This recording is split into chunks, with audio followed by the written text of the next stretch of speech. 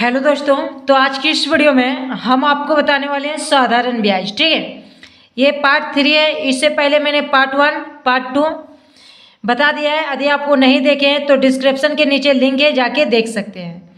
यदि आप वो देख लेते हैं तो आपको ज़्यादा से ज़्यादा समझ में आएगा। ठीक है, ये जो मैं प्रश्न आपको बता रहा हूँ ये सभी प्रश्न जो प्रीवियस ईयर एग्जाम में पूछा गया है।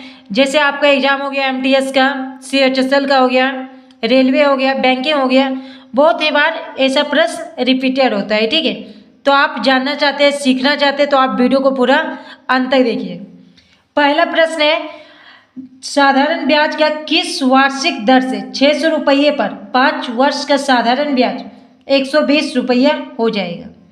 पहले क्या कह रहा है, पहले क्वेश्चन को आप समझ लीजिएगा तो आप आसानी से इसको सॉल्व कर दीजिएगा। ठीक है, साधारण ब्याज का किस वार्षिक दर से 600 रुपया है। ठीक है, रुपया मतलब क्या, मूलधन आपका दिया हुआ है जिसको हम प्रिंसिपल के नाम से जानते हैं।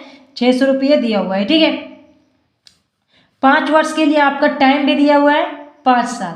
ठीक है, और साधारण ब्याज यानी सिंपल इंटरेस्ट, साधारण ब्याज कितना दिया हुआ है 120 है।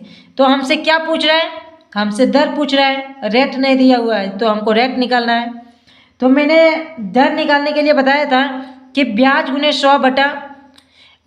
100 बटा मूलधन गुने समय। ठीक है, तो आपका देखिए हम लिख देते हैं ब्याज गुने 100। ठीक है, ब्याज गुने 100 बटा मूलधन गुना समय। आपका ब्याज कितना हो गया, 600 हो गया तो 600 लिख दिए। ठीक है, अब गुना 100 देना है तो 100 लिख दिए।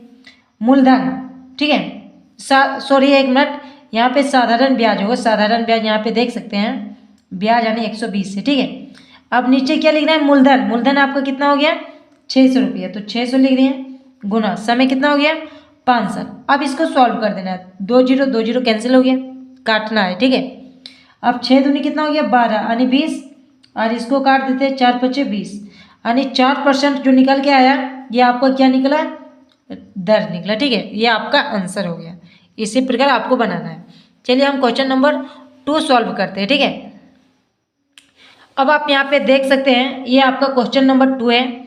कोई धन 3% वार्षिक ब्याज की दर से 10 वर्ष में 650 हो जाता है तो वह धन क्या है। आपसे क्या पूछ रहा है, 3% वार्षिक ब्याज ले रहा है, 10 वर्ष में 650 हो जाता है तो वह धन क्या, यानी मूलधन आपसे पूछ रहा है। ठीक है, तो आप पहले समझिए यहाँ पे 10 वर्ष में हो जाता है यानी आपका टाइम कितना हो गया 10 साल, और 10 वर्ष में कितना हो जाता है 650, तो ये आपका अमाउंट दिया हुआ है यानी मिश्रधन दिया हुआ है। ठीक है, तो हम यहाँ पे लिख लेते हैं अमाउंट, मिश्रधन को इंग्लिश में अमाउंट बोलते हैं। अमाउंट 650 हो गया आपका, दर आपका कितना दिया हुआ है 3%। ठीक है, तो आपको क्या निकालना है, आपको निकालना है मूलधन, जबकि यहाँ पे मेरा मिश्रधन दिया हुआ है। तो फार्मूला में मैंने बताया था कि मिश्रधन बराबर आपका क्या होता है, ये बराबर क्या होता है, मिश्रधन बराबर मूलधन प्लस ब्याज। इसमें ब्याज भी जुटा हुआ है, इंटरेस्ट भी जुटा हुआ है। ठीक है, तो आपका यहाँ पे मिश्रधन 650 दिया हुआ है बराबर मूलधन आपका नहीं दिया हुआ है तो मूलधन को P लिख दिए, और आपको ब्याज निकालना है। ठीक है, ब्याज भी नहीं दिया हुआ है, दोनों मिक्स करके मिश्रधन बनाया गया है। ठीक है, तो सबसे पहले इसको निकालने के लिए हम लिख लेते हैं, हम मान लेते हैं मूलधन 100%, कितना मान लिए 100% मूलधन मान लिए, और ब्याज देखिए, अब ब्याज देखिए 3% ले रहा है, एक साल में 3% ले रहा है तो 10 साल में कितना लेगा 30%। ठीक है, तो आपका ब्याज कितना हो गया 30%। ठीक, अब देखिए यहाँ पे हम लिख लेते हैं 650 बराबर 100 प्लस 30 कितना हो गया 130%।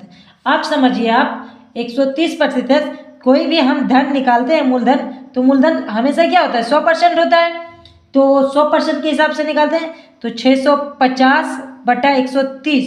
ठीक है, 130 हो जाएगा, 130% गुना 100%। अब देखिए 100% और प्रतिशत आप इसको हटा दीजिए यहाँ पे दोनों में। ठीक है, 1 0 कैंसिल हो गया, 13 25 कितना हो गया 65 यानी 5। अब 5 गुना हम 100 करते हैं, ये 100 कटा नहीं हुआ है। ठीक है, कटा नहीं है।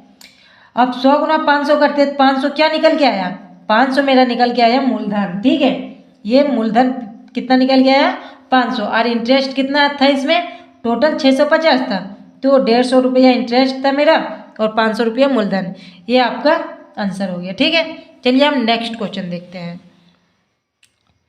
ये आपका क्वेश्चन नंबर 3 है। क्वेश्चन नंबर 3 में क्या बोल रहा है, एक निश्चित दर पर किसी विशेष राशि के लिए, एक निश्चित है दर पर किसी विशेष राशि के लिए 4 वर्ष और 8 वर्ष का साधारण ब्याज का अनुपात ज्ञात करने बोल रहा है। इसमें सिर्फ मेरा टी दिया हुआ है, यहाँ पे T1 दिया हुआ है 4 साल और यहाँ पे T2 दिया हुआ है 8 साल। अब हमसे क्या पूछ रहा है, ब्याज का अनुपात। तो आप पढ़े होंगे सिंपल इंटरेस्ट यानी साधारण ब्याज बराबर क्या होता है, P गुना R गुना T बटा 100। ठीक है, अब यहाँ पे 2 को हमको दिया हुआ है अनुपात में निकालना। दो यहाँ पे 4 साल और 8 साल दिया हुआ है, तो यहाँ पर भी लिख लेंगे P गुना R गुना T, यहाँ पे T1 कर देते हैं और यहाँ पे T2। ठीक है, बटा 100। अब देखिए P नहीं दिया हुआ है, P लिख देते हैं। ठीक है, अब यार नहीं दिया हुआ है 8 लिख देते हैं। T1 कितना है 4 है, तो 4 लिख दिए बटा 100 अनुपात। P नहीं दिया हुआ है, R नहीं दिया हुआ है, T2 कितना दिया हुआ है 8, तो 8 लिख दिए बटा 100।